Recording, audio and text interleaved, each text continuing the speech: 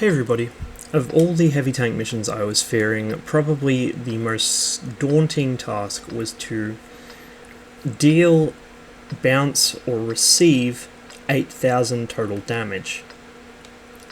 Now, there's really only one tank I have that's capable of doing this with any consistency, as good as the IS-7 is at bouncing shells, and the IS-4 for that matter.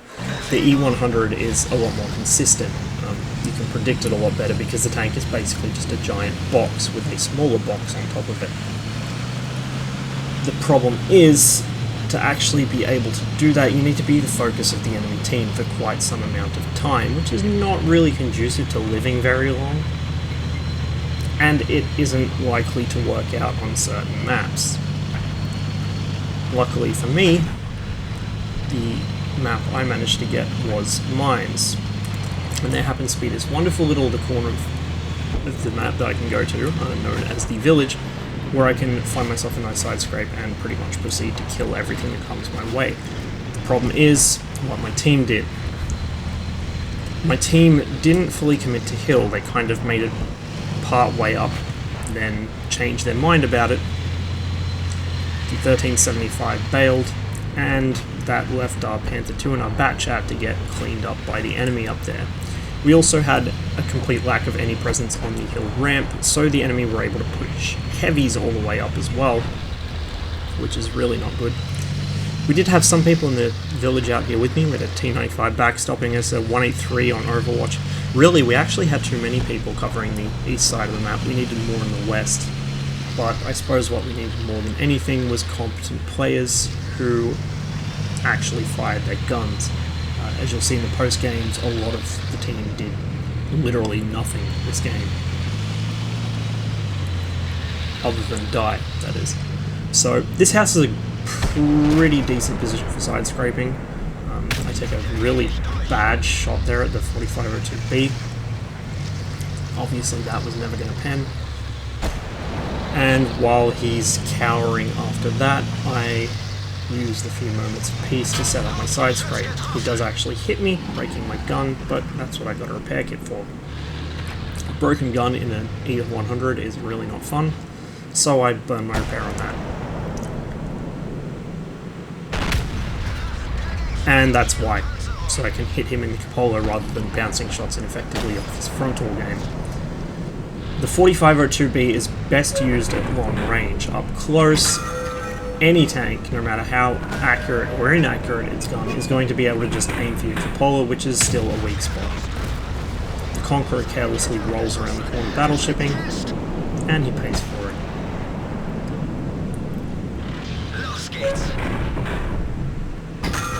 The 4502B is kind of like a reverse E100 or a reverse IS-7 in that its armor is more potent the further away it is from the enemy. The IS-7, you're actually better off being close up, because then they can't aim down enough to hit your lower plate, and there's no cupolas for them to hit. Similarly with the E100, if you get up in their face, there's really nowhere they can pen you except the turret cheeks if you aim directly at them.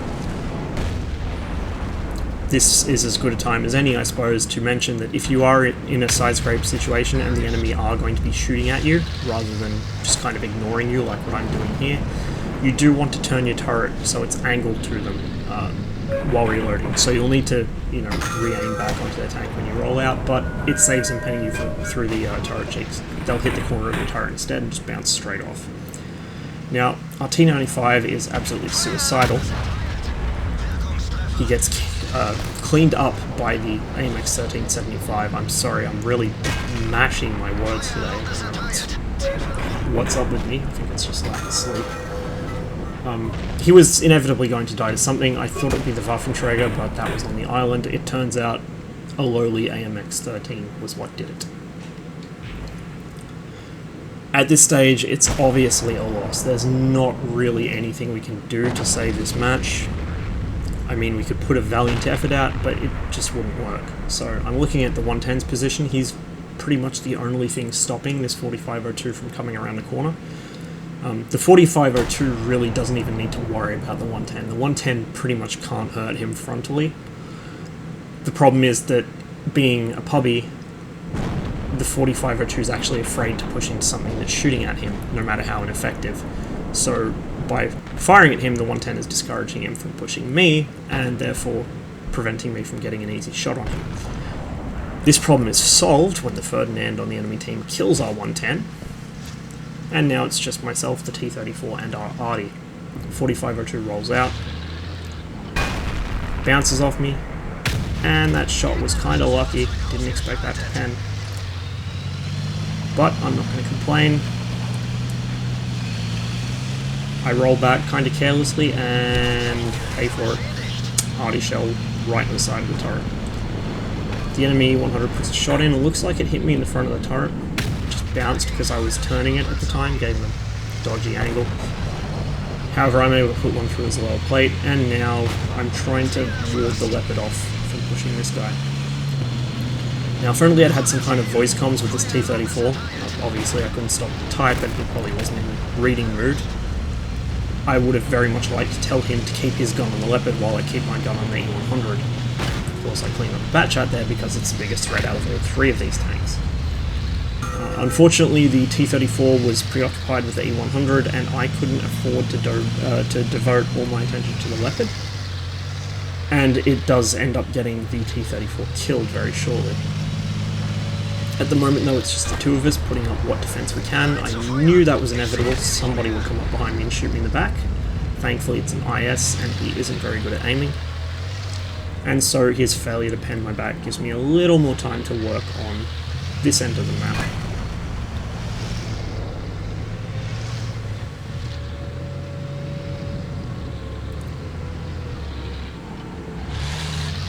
Wasn't really enough exposure there for a good shot, but I get one into his turret cheek. Now it was kind of a close run thing because of my ping. That could have gone either way, but thankfully it penned. The Leopard is actually close enough that he can push shots through my roof armor now. The IS has figured out how to pen me. The Waffenträger is a guaranteed pen as long as I hit, and sure enough I did. And that was my last damaging shot this game, because the IS and the Leopard deliver the coup de grace. Now, from what I recall, this ended up being, obviously, 5,800 damage dealt. I think the amount I bounced and absorbed totaled something in the vicinity of 4,000, 5,000 hit points. But don't quote me on that. I'm not reading off the Postgames at the moment. You probably will be, because they should be linked in the description, and so you'll have a better idea of it than me. That's just going from memory. I think that's what I ended up getting. I think setting survive the battle, or win the battle, or whatever it was, I think it was win the battle, as the secondary objective for that mission, I think was a bit shitty, because, to be quite honest, obviously some very, very good players will be able to easily fulfill those requirements basically any game they go out in an E100, but not being as good as them, I can't afford to run this thing all the time. I lose 10, 20k credits every match I play it, and that's assuming I actually hit my shots. And I'm not very good at it. Obviously, I'm a medium tank driver. Big, slow, hulking heavies with slow firing guns aren't my thing. I'm about as well suited to this as a fish is to running a marathon. But I think that it's a bit much of an ask to expect the same people you're giving such easy objectives as hit a tank that's moving at least 10 kilometers an hour, like really come the fuck on, to set an objective to not only deal, bounce, or soak a combined total of 8,000 hit points worth of damage, but also to win the battle. Really, most players will not even see the opportunity to do that unless they're losing. I mean, I seldom see the chance to do it unless I'm losing. If you look back through my games, my highest damage games tend to be losing matches, simply because I'm able to hang on longer than anybody else and put out as much as I possibly can before getting taken down. It's simply the way the game works. To be getting such a huge proportion of your team's damage, or such a huge proportion of the enemy's attention for incoming fire, either you're carrying them single-handedly to victory as they sit around chai sniping from the back of the map, which of course happens, and I've done it, and you'll see that very soon actually. But more often it means that your team's folded in half around you and you're the last bastion of defense. Now, these actually get more and more difficult with each progressing set of missions, so I don't know what they are for the next couple of reward tanks, but I'm dreading how difficult it's going to be to get the Heavy Tank 15 mission done for the T-55 and Object 260, because, as I've said before, I'm not a player that gets a lot of damage. What damage I do is important damage. I try and damage the tanks that need to be killed, but I don't farm damage. So in a lot of tanks, my damage ratio is barely above, say, 1.2 or 1.5. But we'll see how we go. It's quite rare for me to be able to pull off a game like this, and I was really surprised I did it as soon as I did. I thought I'd have to replay, or not replay, but I thought I'd have to spend weeks trying to get this mission done. It turns out I actually got it on, I think, my first or second attempt. I think my first one actually was in the IS-7, before I realised that E100 would just be a better platform for it because it's more predictable in its armour. Either way, I did get it done, did get it out the way, and at the time of recording, the only 2 missions I've got left until I get the Stug 4 are the Light Tank 15 and SPG 15 missions, which are pretty much ones I can get solo pubbing. And so I'll just pick them up whenever. The Light Tank 15 one might take a while, because, pubbies on NA West don't like shooting lit targets. In fact, they don't like shooting anything, except maybe teammates. The SPG-15, I could probably do it with my FV304, but it might take a couple tries. I can pull 2K games on the FV pretty easily, but I just need the right setup to do it. I actually did it earlier today. One of the missions was to do 2,000 damage while my platoon mates were in light tanks or arty. I did it quite comfortably, but it took a couple tries. But to get 2k damage or more and be top 3 XP, I mean, I can do it in 304. As I said, I did it in that mission. If only you could complete 2 missions in one go. But I think it'll be a lot easier with a bigger RD piece, so I might maybe get an S51 or something just to try and knock that over. And I will need a bigger RD piece for the T28 concept missions, and not to mention the others, because the 304 just doesn't have the splash required, or the damage output. Anyway, I've gone off a huge tangent here.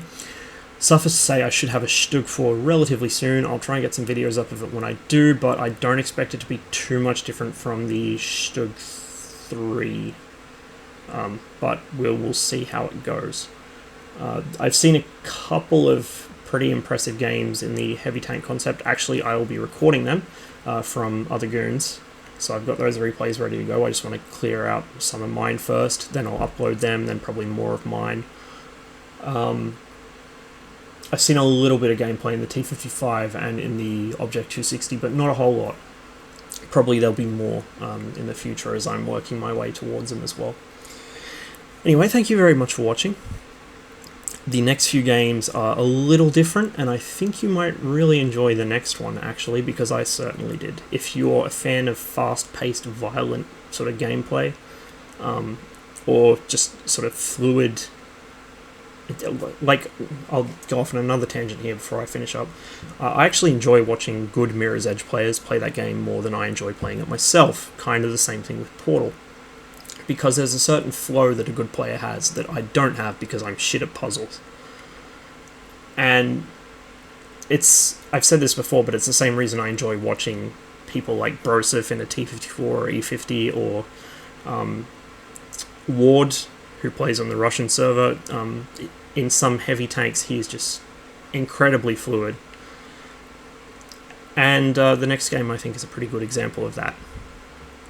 Anyway, I will cut the video here, so thank you very much for watching. Wish you the best of luck in the field, and I'll see you on the next one. Don't forget to bring your popcorn.